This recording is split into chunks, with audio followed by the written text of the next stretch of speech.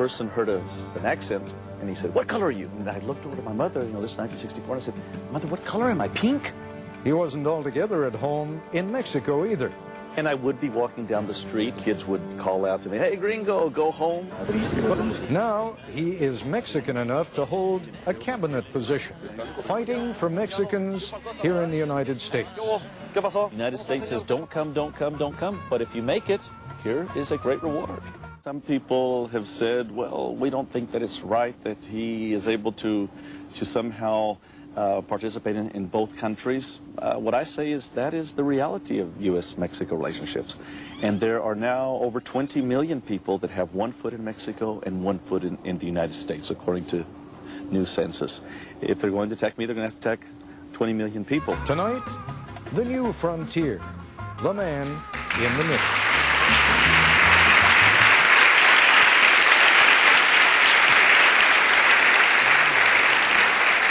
Hola, hoy quiero platicarles acerca del puño y de la pala. Tenía yo un profesor de teología que nos decía a nosotros los estudiantes que no estábamos seguros qué profesión queríamos seguir. Nos decía que en realidad solo hay dos llamados profesionales, decía el profesor. Uno es el servir a Dios, el sacerdocio, el pastoreo, y el segundo, servir a los otros, ser servidores públicos, entrar a la política.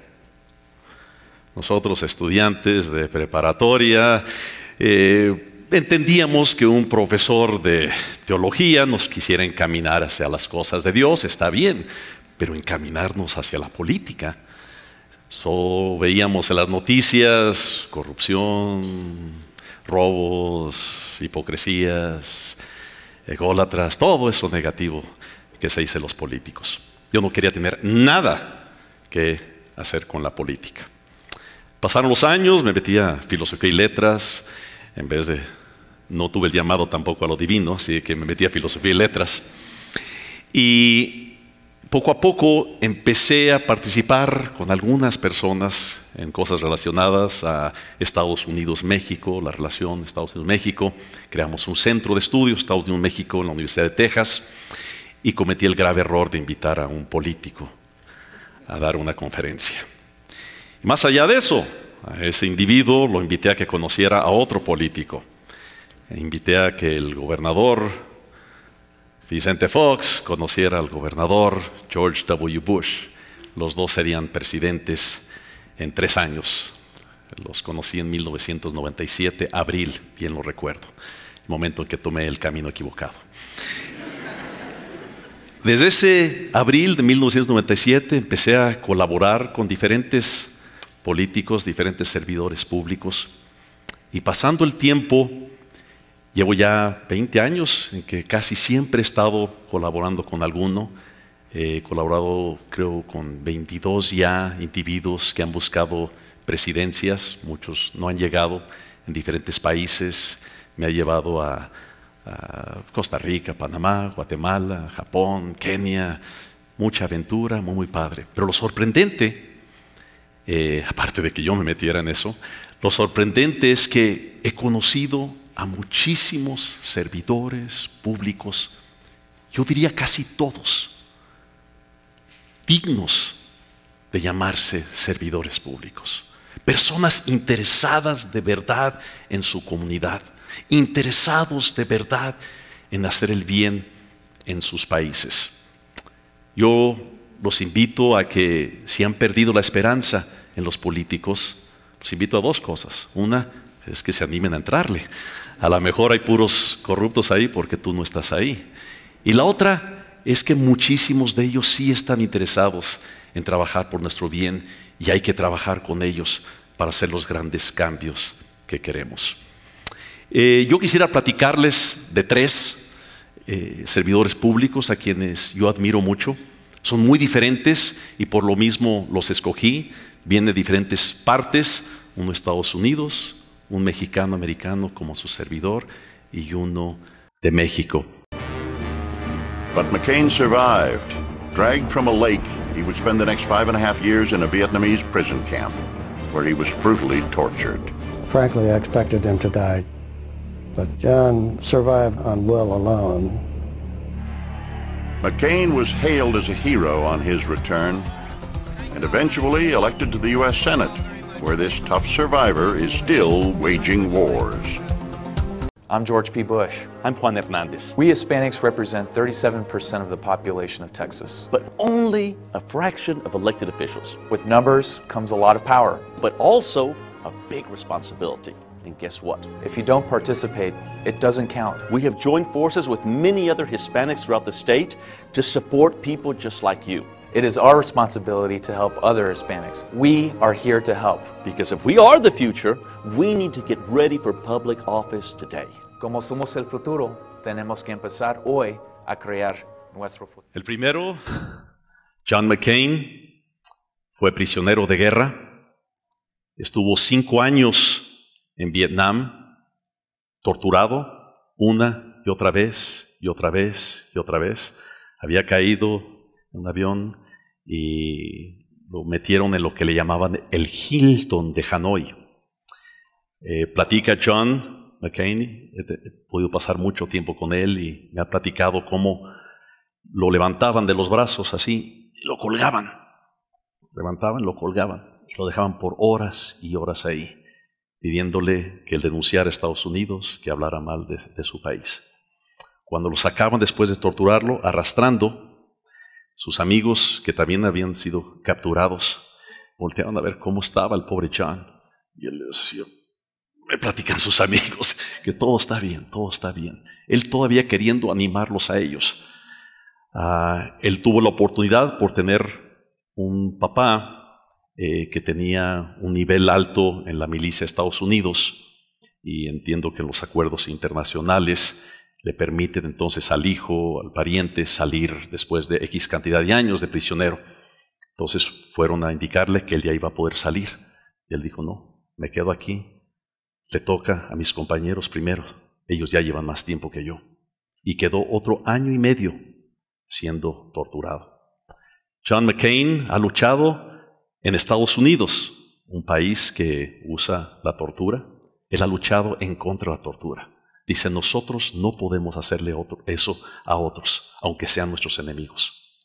Ha luchado a favor de los migrantes, si usted recuerda aquella reforma migratoria de McCain-Kennedy, en la cual trabajamos muchísimo. Yo participé, marchamos, hicimos todo y fracasamos. No pasó, pero luchó mucho por los migrantes. Él siempre ha dicho, pues dicen que yo soy héroe. Dice, pero vean los nombres de los que han estado en las guerras de Estados Unidos. Muchísimos de ellos son Martínez, Fernández, García, Hernández. Dice, a ellos les debemos las libertades que tenemos en Estados Unidos. Pude trabajar con él en su campaña para presidente y pues no era el tiempo de un McCain, era el tiempo de un Obama. Perdimos. Estoy orgulloso de la nación americana, de que haya elegido a un africano-americano.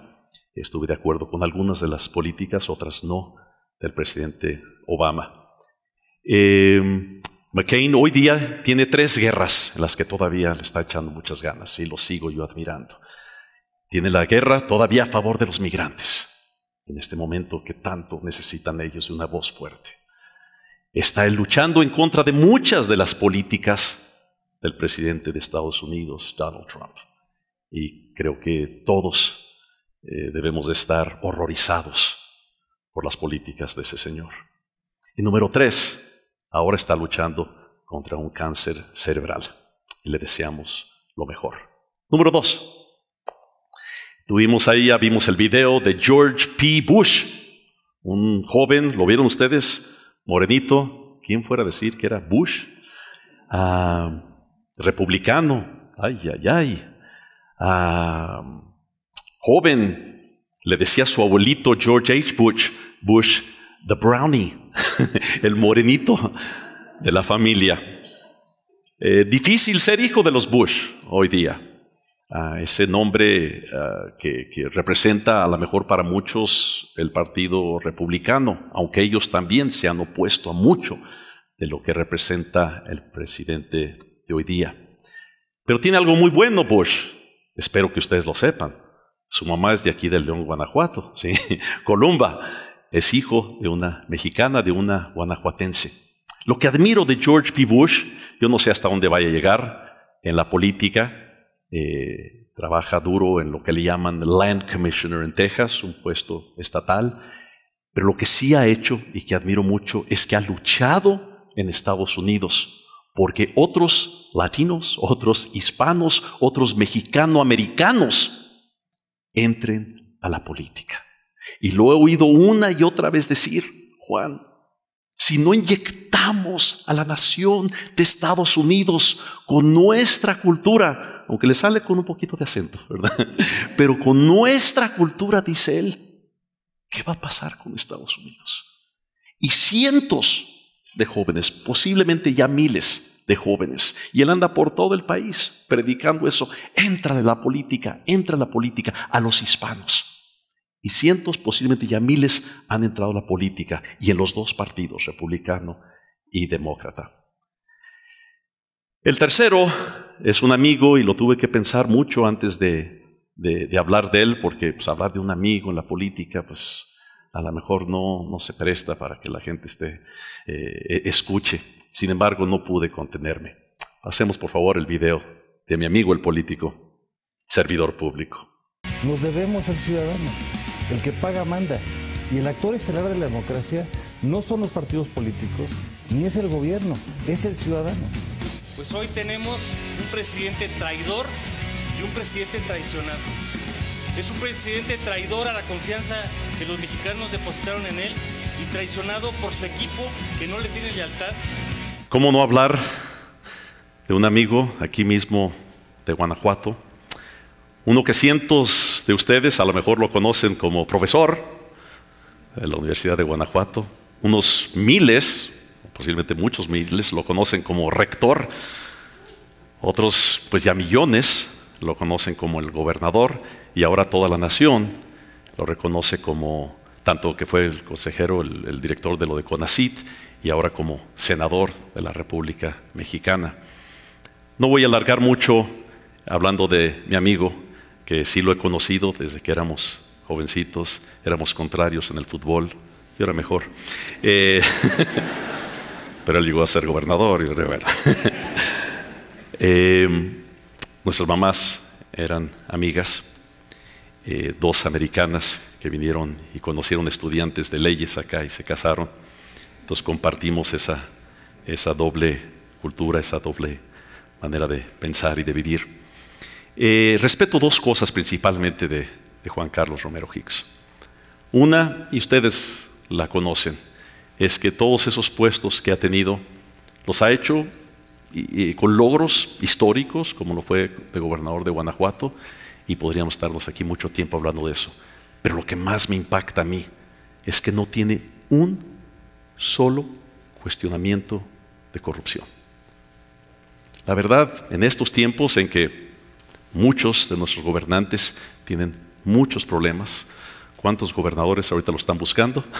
¿Cuántos gobernadores están en la cárcel? ¿Cuántos están huidos en otros países?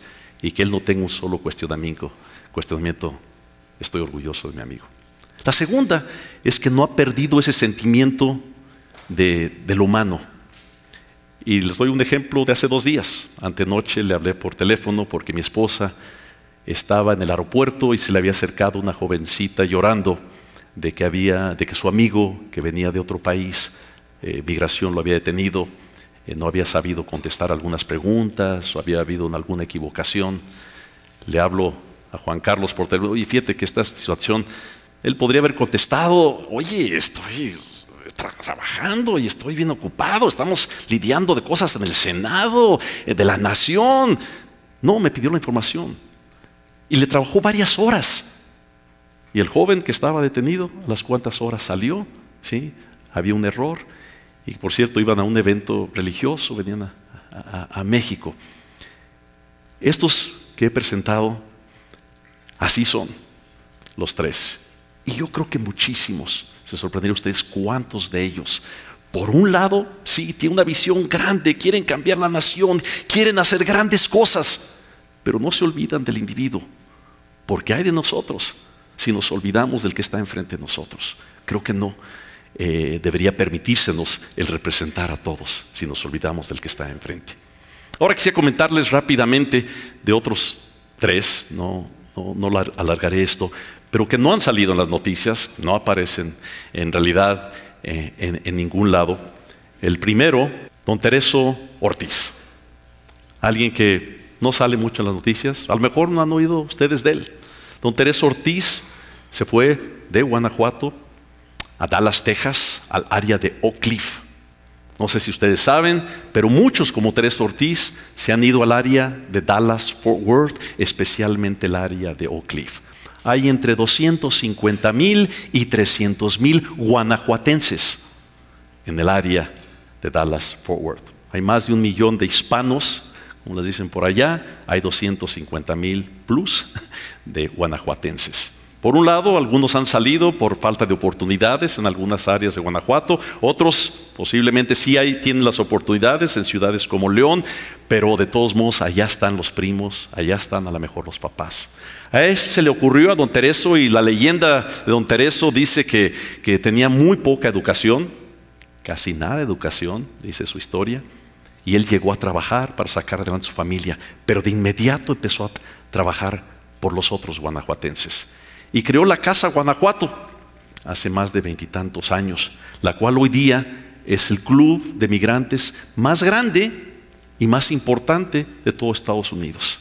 Por ahí van todos los gobernadores de Guanajuato, por ahí han ido presidentes, pero más importante, por ahí han pasado miles y miles y miles de guanajuatenses que han tenido necesidad. Hay una conexión inclusive hoy día de la Universidad de Guanajuato con la Casa Guanajuato. Puedes ir a la Casa Guanajuato y tomar algunos cursos en línea y te dan crédito aquí en la Universidad de Guanajuato. Son miles de personas. Hace poco recibió inclusive don Tereso el premio Otley de México por su servicio. No lo verás mucho. Las siguientes son de mujeres anónimas hoy día en Estados Unidos que sufren mucho. Por favor. Luz tiene que esconder su rostro. Llegó a la entrevista librando los retenes que la patrulla fronteriza instala por calles y carreteras rurales del sur de California. Se arriesga para hablar de su hijo, el Dreamer, Juan Manuel Montes. Me sacó la policía, me dijo, yo estaba en Calexico y me pararon y me sacaron, mamá, sí, a México, sin averiguación, sin una oportunidad de defenderme. No entiendo, me dice, soy confundido, no sé. Esta mujer ni siquiera podemos poner su cara. ¿Por qué? Porque la está buscando ya migración. Yo creo que han oído ustedes acerca de los Dreamers. Son esos jovencitos que se fueron con sus papás como indocumentados a Estados Unidos. Algunos de ellos ya no hablan español. Algunos de ellos nunca han regresado a México.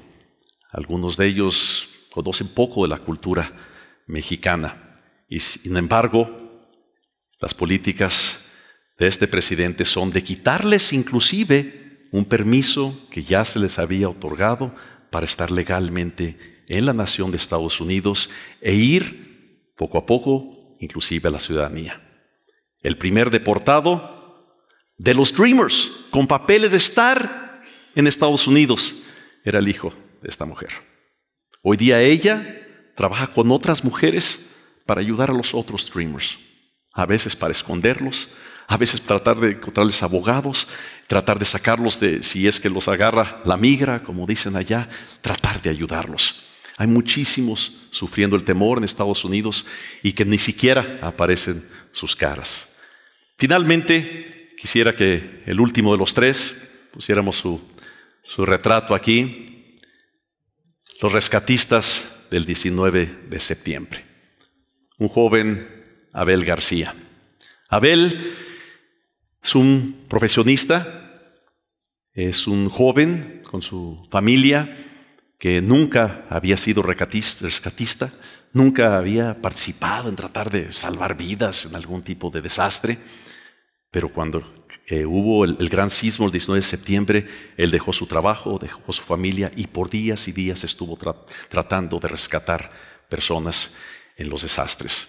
Yo creo que Abel, sin pasar mucho tiempo hablando de él representa a muchísimos de los mexicanos que ese día fuimos conmovidos cuando la tierra de México tembló. Hasta cierto punto representa México mismo. Yo soy de los que creo que el 19 de septiembre México cambió. De verdad creo que cambió. Repasemos rápidamente qué sucedió el 19 de septiembre. A la 1:14 exactamente de la tarde, México tembló. Yo me encontraba en un edificio en segundo piso con todos mis amigos. Tratamos como pudimos ir bajando las escaleras, pegando contra una pared, pegando contra otra. Salimos a la calle, los vidrios rompiéndose, la gente gritando, y había miles y miles de personas ahí en la Ciudad de México, en las calles, todos tratando de decir, bueno, ¿y ahora qué hacemos? ¿Podemos entrar otra vez? ¿Ya va a llegar ahorita unos repiques? ¿O ese es el comienzo y todavía no llega la grande? Personas de verdad gritando, se detuvo el tráfico y por muchos minutos nadie sabiendo ni qué hacer. Y luego sucedió el milagro. Todas esas personas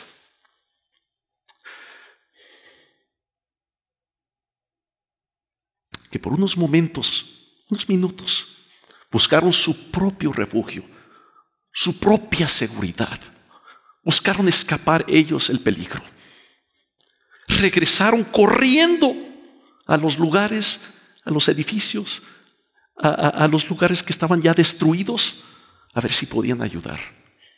Ya no buscando su propia protección. Al contrario, vistiéndose como podían, agarrando cubetas, agarrando palas, picos, martillos, a ver si podían salvar a alguna persona. Abel García me explicó lo que significaba el puño levantado. No era un símbolo de Dios, ¿por qué nos has hecho esto? Naturaleza, ¿por qué nos has hecho esto? No, esto significa silencio. Significa escucha. Podría ser que alguien estuviera en el escombro y que pudiéramos escuchar su voz. Entonces cuando levantaba a Abel, o uno de los rescatistas principales, levantaba la mano, todos levantamos la mano. Orgullosamente, en realidad, todos participando. Y escuchábamos.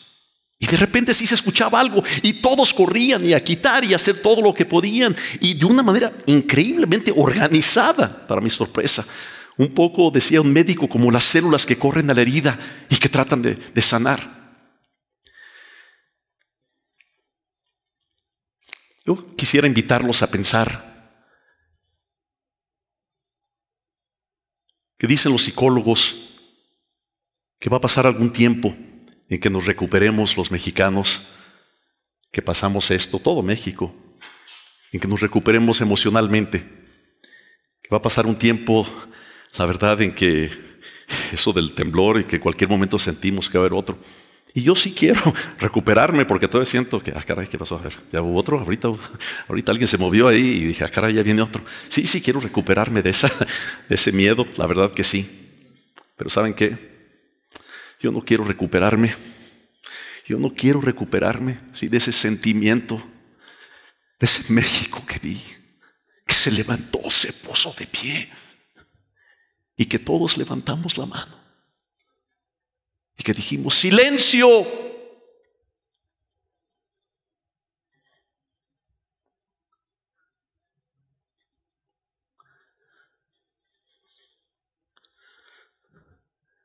Escuchen.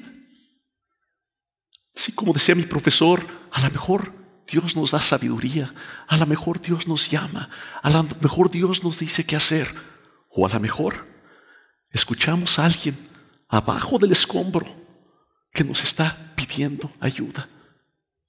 Seamos servidores públicos, seamos servidores de México. Silencio, escuchemos y luego pongámonos a trabajar. Gracias.